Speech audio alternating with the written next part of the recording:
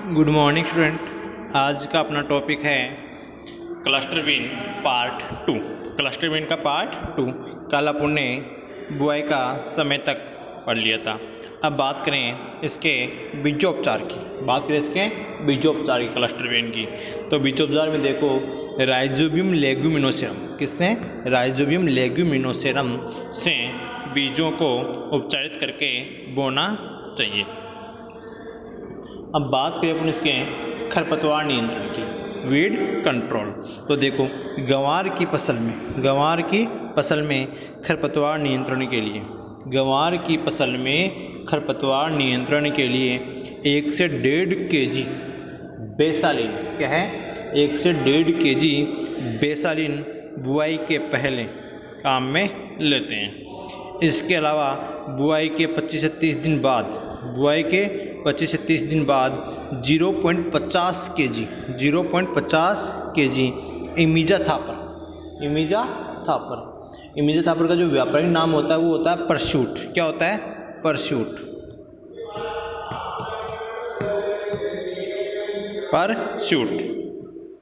को 700 से 800 लीटर पानी में घोलकर प्रति हेक्टेयर की दर से छिड़काव करना चाहिए। अब बात करें गंवार की वानस्पतिक वृद्धि के लिए 250 ग्राम सल्फोसैलिसिलिक अम्ल का छिड़काव करना चाहिए। अब बात करें इसके रोगों की, क्लस्टर बीन के रोग, कि कौन कौन सी क्लस्टर बीन में डिजीज़ होती है। तो उसमें देखिए, पहला रोग अपने झुलसा रोग, ब्लाइट, इसको बोलते हैं ब्लाइट डिजीज़। यह रोग जीवाणु के द्वारा होता है। किसके द्वारा होता है? जीवाणु के द्वारा होता है। इस रोग से ग्रसित पौधे की पत्तियां पीली पड़कर झड़ जाती हैं। क्या होती है? यानी कि इस रोग से जो ग्रसित पौधा हो गया, उसकी जो पत्तियां होती है वो पीली पड़कर धीरे धीरे क्या होने लग जाती है? झड़ने लग जाती है। इसके नियंत्रण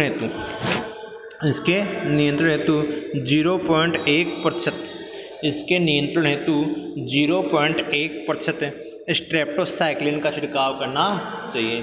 अब ये चीज़ आपको शुरू में बता रखा है, जो भी जीवाणु संबंधित कोई बीमारी आ गई उसके नियंत्रण के लिए हमेशा क्या काम लेते हैं? स्ट्रेप्टोसाइक्लिन काम में लेते हैं।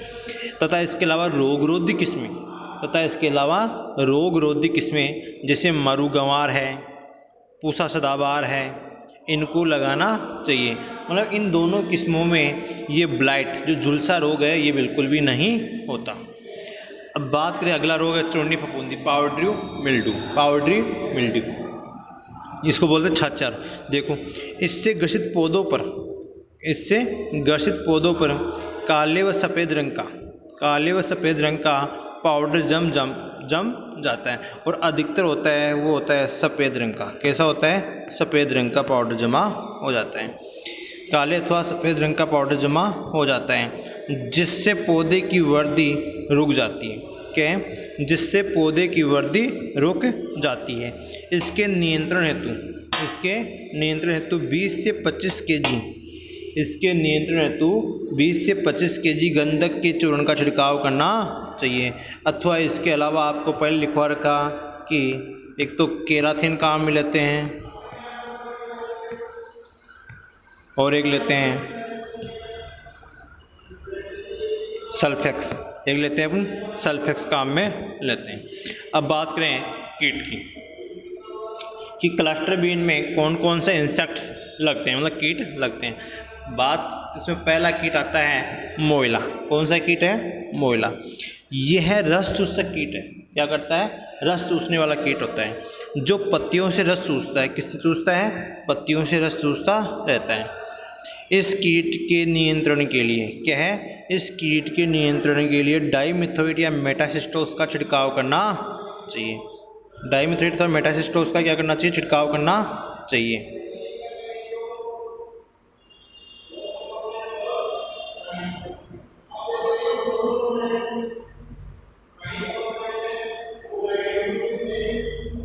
तथा इसके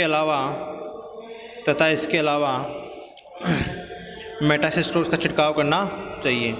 अब बात करें सफ़ेद मक्खी की, किसकी? सफ़ेद मक्खी, इसका दूसरा कीट होता है। तो देखो यह कीट फसलों में रोगों के संचार का कार्य करता है। यह कीट फसलों में रोगों के संचार का कार्य करता है, मतलब रोगों को फैलाने का कार्य कौन करता है? सफ़ेद मक्खी।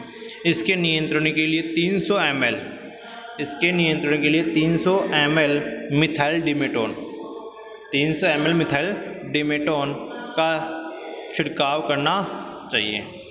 अब बात करें इसके उपज की, इसके उपज की, उपज में देखिएगा 10 से 15 क्विंटल दाना, 10 से 15 क्विंटल दाना, तो 50 से 60 क्विंटल फली, जो हरी फली होती है ना उसकी बात है, तथा 200 से 250 क्विंटल चारा प्राप्त होता है।